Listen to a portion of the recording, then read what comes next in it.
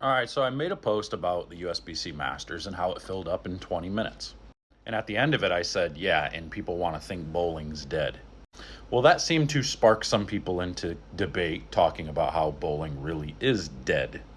And the one place that everybody always turns is they say, well, look at league bowling. League bowling is way down. There's no leagues anymore. And they really didn't like my response when I said, good. Good riddance to those leagues. Because leagues are a hindrance, not just to bowlers or not just to bowling centers, but to bowlers, to bowling as a whole. All league does is create a bunch of egotistical maniacs who feel entitled to everything in the center. These people that average 220 and think they're a good bowler. I'm sorry, you have no idea what it takes to be a good bowler. Averaging high in league does not make you a good bowler. It's just like if I go play a par 3 course and I average par. Does that make me a good golfer? No. It makes me a good par 3 golfer, which, granted, a 220 average bowler in league is a decent league bowler. And I think we just need to distinguish the difference between league bowling and actual bowling. I know that ruffled so many of your feathers, didn't it? Because you think you're a league bowler, that means you're a real bowler. Sure, you're a bowler, you put your hand on the ball and you throw it down the lane, you knock pins down, sure.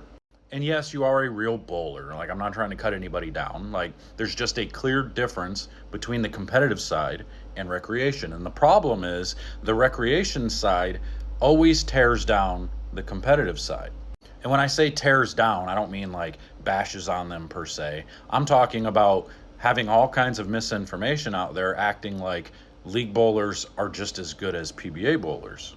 When the truth is 90% of bowlers out there don't even understand that the oil pattern can be different from week to week.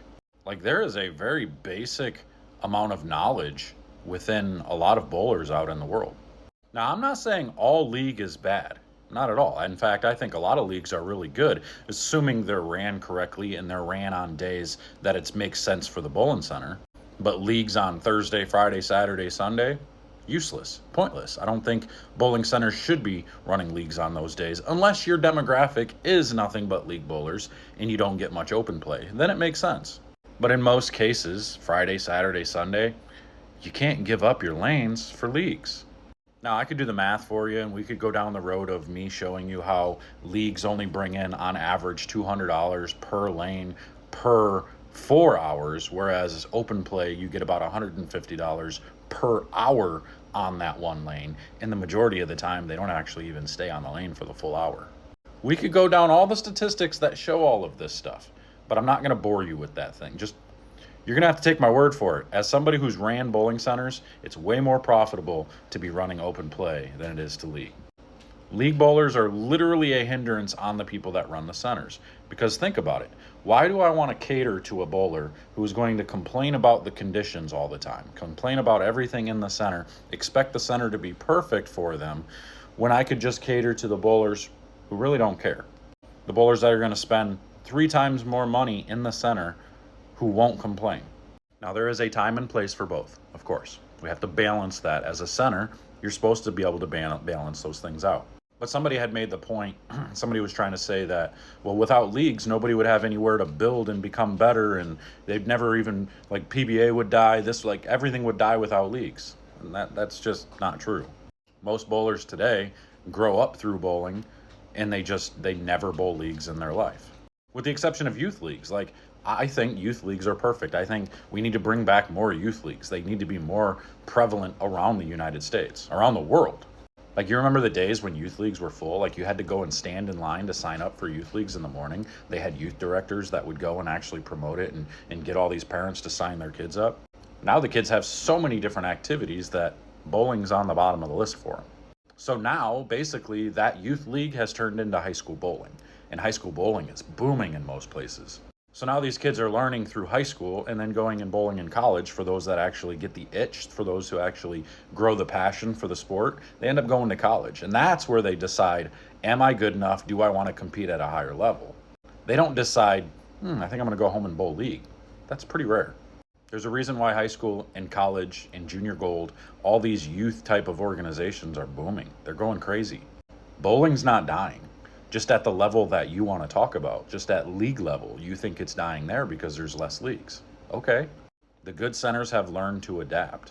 They've learned to create more of like a family entertainment center atmosphere rather than the classic traditional league bowling atmosphere. Again, I think there can be a good balance to have both. I don't think you need to do one or the other. I think you can do both. But when it comes to the discussion of is bowling dying, the clear-cut answer is no. If anything, it's the exact opposite. The Masters selling out in 20 minutes goes to show you people want to bowl competitively. I mean, hell, the US Open PTQ was down to 8 spots at the exact same time that I was signing up for the Masters. And that's just a qualifier to get into the US Open. Now, you can sit there and you can make the argument that there's all kinds of local tournaments that aren't getting very good turnouts. The majority of those are just not ran very well. And let's be honest, in a lot of cases, there are a select few people who go to these small events and they end up dominating. And because league bowlers' egos are so big, they don't want to go bowl in these events that maybe put out different patterns. They don't want to go to these events and lose money and then have to explain why they're not a very good bowler. Most league bowlers stick to their league. Why do you think they go to the house they can score the best in? I've heard of so many bowlers that quit bowling in certain leagues because they only average 210 in that league while they average 230 everywhere else. Why wouldn't you keep bowling in the lower average place? That's going to make you a better bowler. But the egos get there. The egos get to their head. Their pride takes over and they're like, nah, I can't have that. Why do you think people will bowl a sport league and then quit and not bowl again?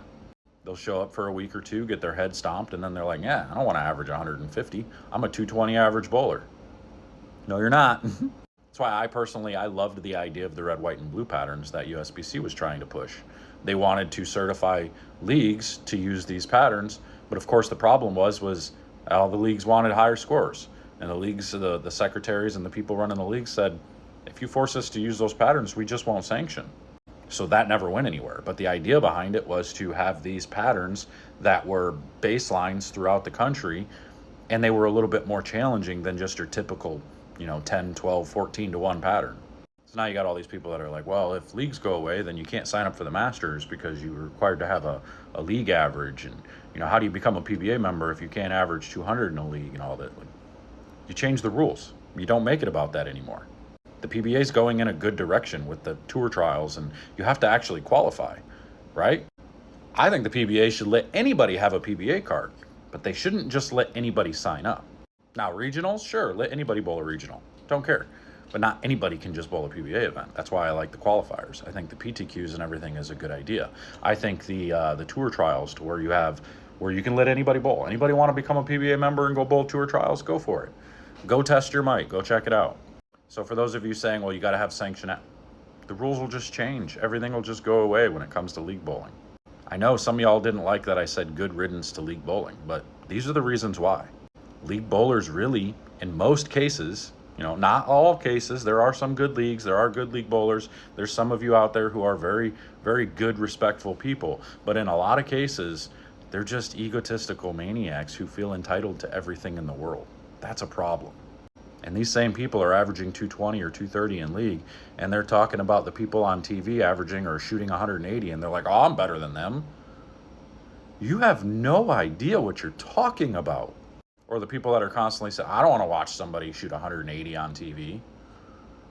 Like, you don't like watching the Masters? You don't like watching, like, golf where they play at these really tough courses, the US Open? You don't like even being a good number? Really? You want people birdieing and eagling every hole? I don't think so. I like seeing people get caught up in the trees and then have to make some miracle shot to get even close to the green. Like watching Tiger Woods hook a ball around a tree and end up 5 feet from the pin on a shot that a typical amateur would end up 150 yards away. That's also why I love the PBA. It's because most people don't understand the things that these guys and gals are doing on TV and what they can make their bowling ball do. It's not the technology. It's their ability. It's what they make the bowling ball do. It's not just the bowling ball.